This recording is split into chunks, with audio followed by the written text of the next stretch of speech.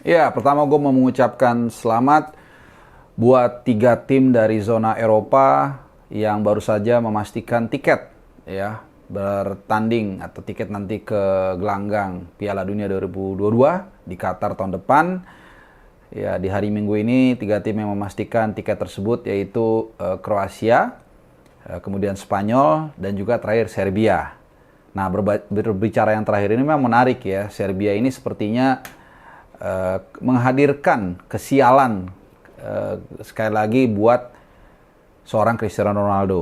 Dan memang tahun ini benar-benar menjadi tahun yang kelihatannya mungkin tahun tersial ya bagi seorang CR7 karena kita tahu di MU dia flop, kemudian juga di kualifikasi Piala Dunia setelah cukup meyakinkan di babak-babak awal ya mereka tergabung di grup A ya bersama Serbia, Republic of Ireland atau Republik Irlandia, kemudian Luxembourg dan Azerbaijan. Ya digadang-gadang menjadi kandidat kuat yang bisa lolos otomatis. Bahkan mereka sampai dengan pertandingan terakhir di grup ya. Ini grup mereka terdiri dari 5 tim.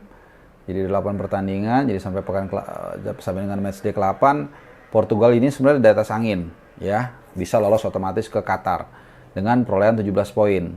Sama dengan Serbia di posisi kedua. Tapi Portugal unggul selisih gol dan juga head to head. Sehingga di pertandingan terakhir tadi pagi dini hari sebenarnya Portugal hanya butuh hasil imbang, sudah memastikan lolos ke Qatar dengan secara otomatis ya. Dan mereka main di Lisbon, ini di Estadio da Luz ya. Kalau lo tahu ini adalah venue final Liga Champions 2014. Ya ternyata lagi-lagi Mitrovic ya. Ini Alexander Mitrovic, pemain Fulham yang lagi ngecun. Ini menghadirkan mimpi buruk bagi Portugal. Karena kalau kita ingat di pertemuan pertama tahun ini bulan Maret, ini juga orang yang menyamakan kedudukan ya setelah tertinggal lebih dulu oleh Portugal.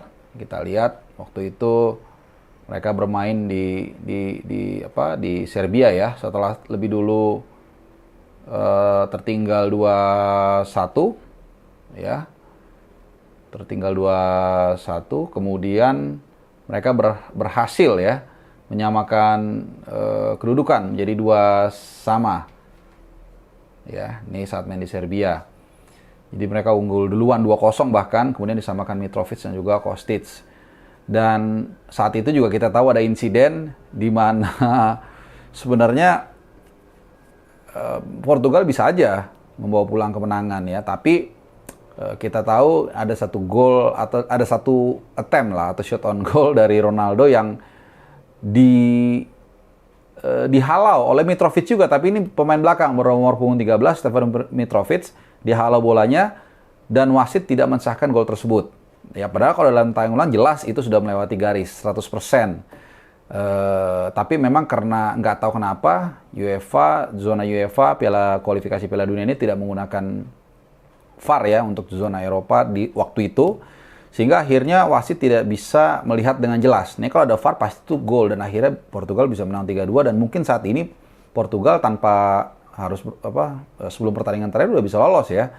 Dan itu yang kita tahu akhirnya Ronaldo ngamuk ya melempar ban kaptennya dan malah dapat kartu kuning. Jadi instead of dapat kemenangan, dapat gol, Ronaldo dan Portugal saat itu mereka malah gagal menang dan Ronaldo dapat kartu kuning. Dan kemarin juga atau baru saja ini kembali sial kalau kita lihat Portugal sudah unggul 1-0 kemudian dibalikan skornya menjadi 2-1 melalui gol Dusan Tadic dan juga Mitrovic. Ini Tadic juga kalau kita lihat ya ini juga menjadi momok ya karena di kualifikasi Euro 2020 saat itu Tadic juga mencetak 1 gol dari titik penalti ya di pertemuan pertama saat itu 1 sama ya. Jadi balik lagi nggak tahu kenapa inilah yang namanya jinx ya. Kita lihat CR7 ini memang sepanjang tahun ini benar-benar sepertinya tahun 2001 ini bukan tahunnya dia. Gue nggak tahu deh, mungkin lu bisa lihat dari Feng Shui dipadukan dengan sionya Ronaldo sebenarnya sial banget lah gitu. Dan kalau lu lihat sebenarnya ada unsur juga kesalahan Ronaldo ya, terutama golnya Alexander Mitrovic yang match winner ya di menit terakhir lah. Waktu itu di dalam kotak penalti gini, ada 6 pemain belakang Portugal, ada 6 pemain ada 6 pemain Portugal dan ada 6 pemain Serbia. Ya, sebenarnya ini equal sama. Nah, cuman kalau lu lihat ini seperti begini nih. Jadi intinya gini, intinya ada 2 pemain Serbia yang tidak terjaga. Ya, jadi ada 2 pemain Portugal berarti yang lalai menjaga. Nah, gue lupa salah satunya ini siapa. Yang jelas satu itu CR7. Nah, ini lagi-lagi balik yang kalau kita lihat ke MU ya sebenarnya. Mengapa kehadiran Ronaldo ini menjadi 2 sisi mata uang atau ya bahkan yang sisi negatifnya yang menurut gue menjadi impact ya. Kenapa? Karena keseimbangan yang selama ini ada ini menjadi hilang. Kita tahu Ronaldo ini tidak kuat dalam bertahan. Ya beda dengan siapa ya striker ya? Mungkin kalau gue agak sedikit membandingkan agak sedikit lama ya. Mungkin lama lah 5-10 tahun lalu. Samuel Eto'o. Ya ini striker tapi ketika dia disuruh Mourinho untuk bertahan di Inter, dia bertahan jadi bek kanan bisa. Nah Ronaldo enggak. Jadi di skema corner itu, Ronaldo itu seperti abai lah untuk menjaga pemain Serbia yang dalam kotak penalti. Yang tentunya ini sangat penting. Satu lagi gue lupa, ada 2 pemain lah, termasuk Ronaldo yang nggak ngejaga. Akhirnya apa? Akhirnya beban dari 4 pemain Portugal lainnya menjadi seperti 4 menjaga 6. Dan akhirnya Mitrovic dapat kesempatan dan sundulannya menjadi gol. Dan langsung disambut oleh bench atau pemain cadangan dari Serbia karena mereka unggul 2-1 dan mempertahankan keunggulan tersebut sampai dengan menit terakhir, sampai dengan berakhirnya pertandingan dan memastikan tiket lolos ke Qatar secara otomatis. Dan ya ini yang gue bilang, ya benar-benar memang keseimbangan tim itu diperlukan.